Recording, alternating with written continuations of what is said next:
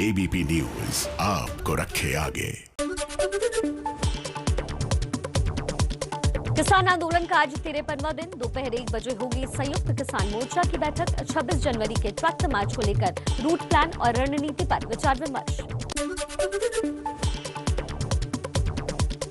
किसान आंदोलन में विदेशी फंडिंग की जांच में जुटी एनआईए। 40 लोगों को नोटिस भेजकर पूछताछ के लिए बुलाया गया। 15 दिसंबर को एनआईए ने दर्ज किया था केस। एनआईए की नोटिस पर संयुक्त किसान मोर्चा का बयान। बातचीत के दौरान मंत्रियों ने दिया था विचार का भरोसा, फिर भी भेजे जा रहे नोटिस, ये सरकार की बेशर्मी बताता है। किसान आंदोलन को लेकर मुख्तार अब्बास नकवी ने राहुल पर कसा तंज। बोले, कांग्रेस समझ नहीं पा रही कि किस चीज पर नकारात्मक बातें करते हैं। इनके पास न तथ्य है न तर्क। किसानों के समर्थन में जंतर मंतर पर धरने पर बैठे कांग्रेस के सांसदों के लिए प्रियंका गांधी ने अपने घर से भेजा खाना। कई दिनों से धरना दे रहे नेता। आंदोलन कर रहे किसानों के लिए शुरू हुआ साइकोलॉजिस्ट कैंप। मानसिक तनाव दूर करने के लिए की जा रही काउंसलिंग।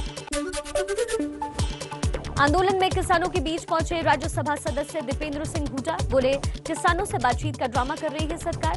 हट धर्मता छोड़ किसानों की मांगे माने।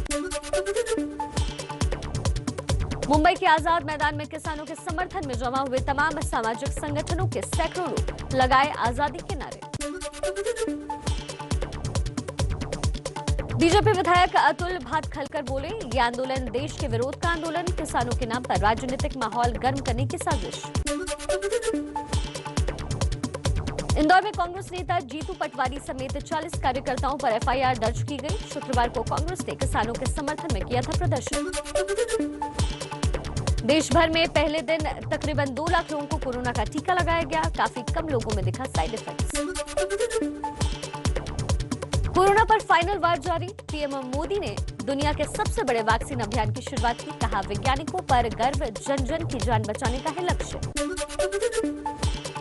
वैक्सीन पर फैलाए जा रहे भ्रम को लेकर पीएम मोदी बोले, अफवाहों पर ध्यान न दें। वैक्सीन पर फैले भ्रम को केंद्रीय स्वास्थ्य मंत्री हर्षवर्धन ने किया दूर। कहा, टीकाकरण अभियान की सफल शुरुआत हुई। नंबर आते ही मैं भी वैक्सीन लगवाऊंगा। वैक्सीन पर उठ रहे सवालों पर बोले स्वास्थ्य राज्य मंत्री अश्विनी चौबे। कहा, इटली के चश्मे से नहीं बल्कि भारत के चश्मे से देखने की जरूरत है। संजीवनी बूटी की तरह आई है वैक्सीन। केंद्रीय गृह मंत्री अमित शाह का पूरे देश को वैक्सीन अभियान से जोड़ने पर जोर। कहा, मुझे दुख है कि कुछ वक्रदृष्टा लोग इसे भी वक्र दृष्टि से देख रहे हैं। वैक्सीन पर अफवाहों को लेकर बोले रक्षा मंत्री राजनाथ सिंह। कहा, इसका ना कोई साइड इफेक्ट है ना कोई आफ्टर इफेक्ट। सभी लोग बेधड़क होकर वैक्सीन लगवाएं। कोरोना वैक्सीन को लेकर कांग्रेस में अलग अलग राय। मनीष तिवारी का सवाल, केंद्र सरकार के बड़े मंत्रियों ने आखिर क्यों नहीं लगवाया टीका।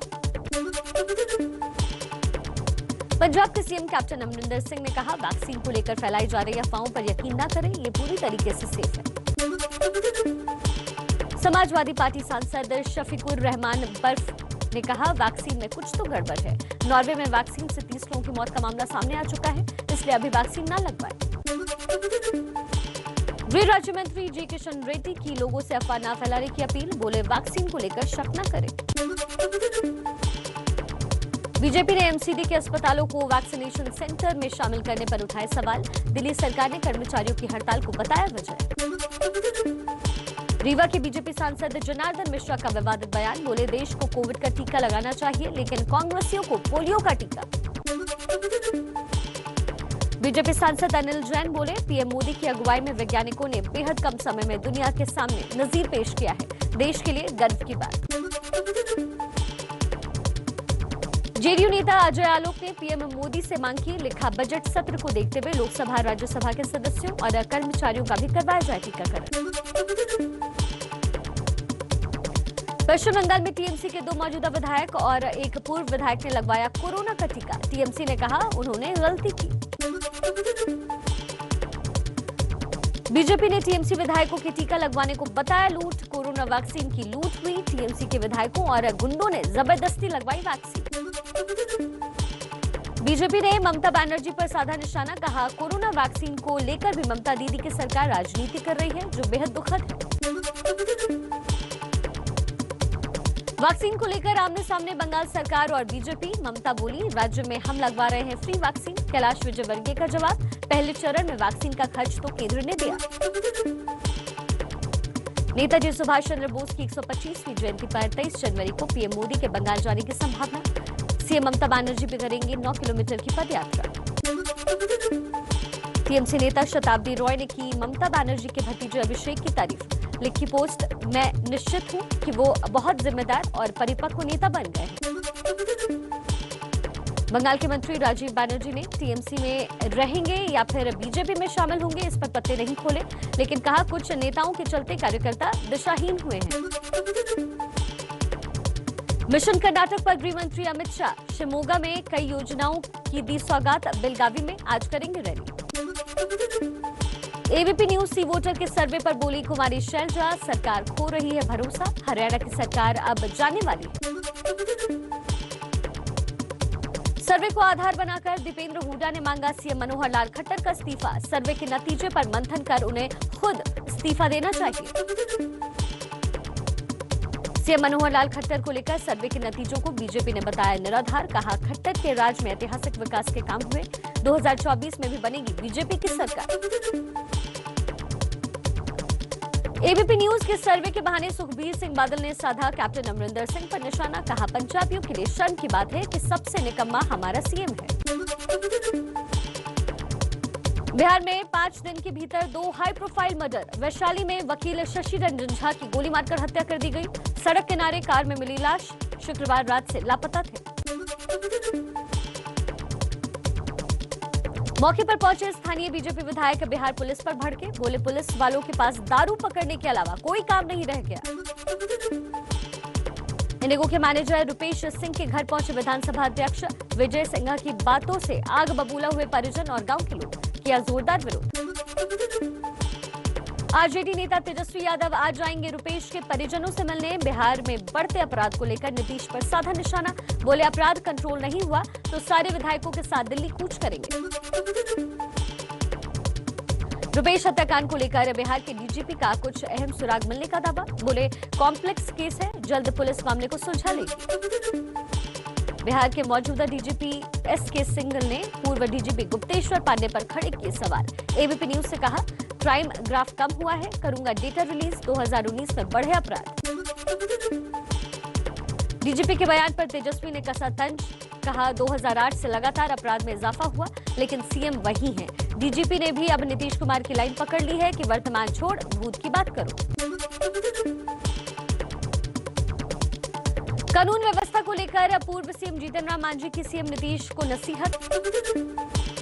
छत्तीसगढ़ के बीजापुर में नक्सलियों से पुलिस की मुठभेड़। 8 लाख का इनामी नक्सली साइबो मारा गया। पिस्टल, कारतूस और तीर बम समेत कई चीजें बरामद की गई। झारखंड के गोड्डा में नाबालिग साली से मजाक करना जीजा को पड़ा महंगा। ससुर ने चला दी गोली। बचाव करने गई पत्नी और साला भी हुए घायल। अलीगढ़ जिले में मामूली विवाद पर 2 पक्षों के बीच पथराव के बाद तनाव। लोगों ने अंबेडकर की मूर्ति को भी क्षतिग्रस्त किया। इलाके में पुलिस को। एमपी के बुरहानपुर में 2 किलो ब्राउन शुगर के साथ 4 तस्कर गिरफ्तार किए गए। अन्य आरोपियों की तलाश में जुटी पुलिस। मुंबई और इंदौर से भी तार जुड़े होने की आशंका।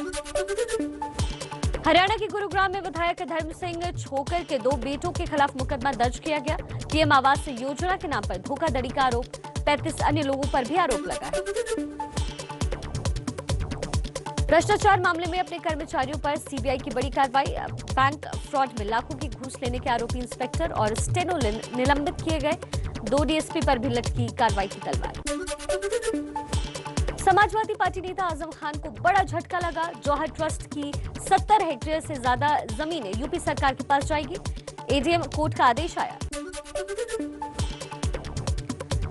शिमला में सामने आया 3 तलाक का पहला मामला। शादी के 24 साल बाद पति ने दूसरी महिला के लिए तोड़ा रिश्ता। एफआईआर दर्ज किया गया। तमिलनाडु के मदुरई में जलीकट्टू फेस्टिवल के दौरान बड़ा हादसा हुआ। 52 लोग घायल। बुलंदशहर में कड़ाके की ठंड में आमिर नाम के युवक ने जान की परवाह न करके बचाई एक गाय की जान। गहरे तालाब में चली गई थी गाय। वीडियो हुआ वायरल। राजधानी दिल्ली समेत उत्तर भारत में ठंड का सर्दी का सितम अब भी जारी। दिल्ली में न्यूनतम तापमान 6.5 डिग्री दर्ज किया गया। मौसम विभाग के मुताबिक बना रहेगा शैलो फॉल।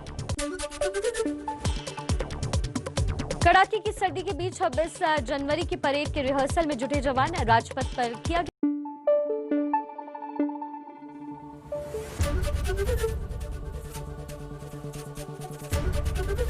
एबीपी न्यूज आपको रखे आगे।